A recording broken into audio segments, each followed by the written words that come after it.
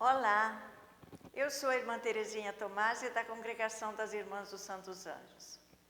Há poucos dias, nós refletimos a missão que os apóstolos receberam de Jesus quando ele recomendou que não levassem nada a não ser o cajado. E nós refletimos sobre a importância do cajado. Hoje eu quero refletir com vocês o que aconteceu depois da missão dos apóstolos. O que aconteceu, como que eles chegaram de volta da missão que Jesus havia dado. O evangelista não fala quanto tempo eles ficaram em missão. Se foi uma semana, 2 semanas, um mês, nós não sabemos. Nós sabemos que Jesus disse para eles que eles deveriam levar apenas um cajado, entrar numa casa e lá ficar até o final da missão, se eles fossem recebidos. Também Jesus recomendou que se eles não fossem recebidos naquela cidade, era para sacudir a poeira das sandálias, mas que eles deveriam levar o cajado, e nós refletimos a importância do cajado, tanto que ele nos ajuda, nos apoia, nos dá coragem, nos fortalece na caminhada, e também para o cajado que é símbolo do pastor. Hoje nós vamos então refletir o retorno. O que aconteceu depois que os apóstolos retornaram da sua missão? O evangelista Marcos, no capítulo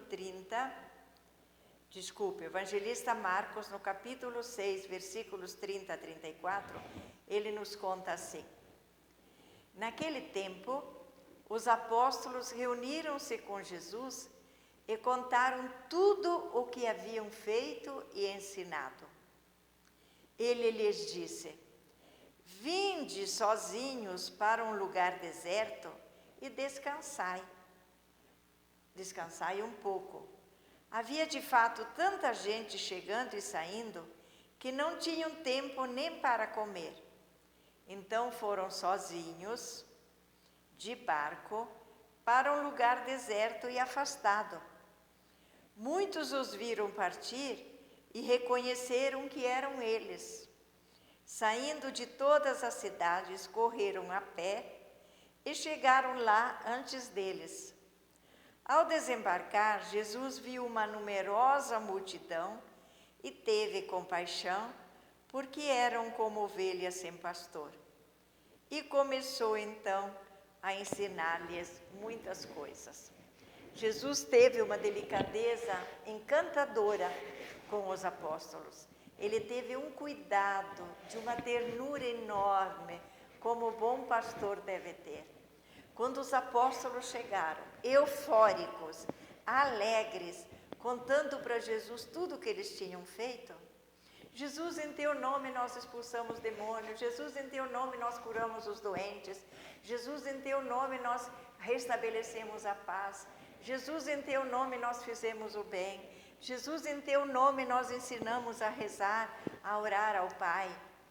E tanta coisa bonita que eles fizeram, reconquistaram muitas pessoas que estavam brigadas, eles conseguiram fazer com que restabelecessem a paz.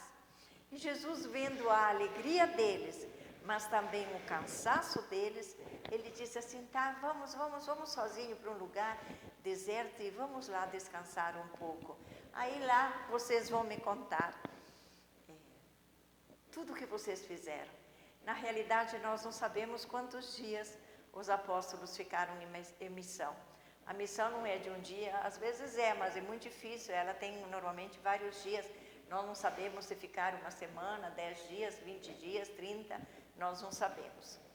E nós sabemos que a missão é sempre muito desgastante, porque o missionário, que é o bom pastor, ele precisa fazer penitência, ele precisa fazer jejum, ele precisa rezar muito a Deus para expulsar demônio, curar doentes e fazer o bem. Não se faz o bem no oba-oba, na farra, mas para se fazer o bem, é preciso o sacrifício, a oração, a penitência. É preciso, às vezes, o jejum. Então, o que aconteceu? Eles estavam extremamente cansados, felizes, mas cansados. E eles, eufóricos, queriam contar tudo para Jesus. Jesus então os convida para ir para o outro lado do lago, para lá eles poderem ficar sozinhos e conversar um pouco. Só que as pessoas viram, as pessoas adoravam Jesus, adoravam no bom sentido de gostar muito, gostavam muito de Jesus porque queriam ouvir suas palavras, queriam os milagres e correram pelos lados e conseguiram chegar do outro lado antes de Jesus. Isso demonstra que o lago também não era muito grande, né? Por isso que eles correndo chegaram lá antes. Aí quando Jesus chegou lá, ele viu uma numerosa multidão, porque aí tinha ainda mais do que tinha antes, que ele havia convidado os apóstolos para um lugar afastado. E realmente os apóstolos não puderam descansar, e Jesus não pôde ouvir dos apóstolos os grandes feitos, as maravilhas que eles haviam feito em nome de Jesus. Então vejam bem, Jesus, com essa atitude de convidar os apóstolos para descansar, ele também está nos ensinando que nós também devemos descansar. Por isso nós temos o domingo, que é o dia do Senhor, o dia de irmos à igreja, de fazermos as nossas orações, é o dia de conviver com a família, mas é também o dia de descanso, o dia em que nós precisamos estar com a nossa família, descansar, fazer atividades diferentes, repousar um pouco, para que nós possamos também aguentar bem a semana seguinte.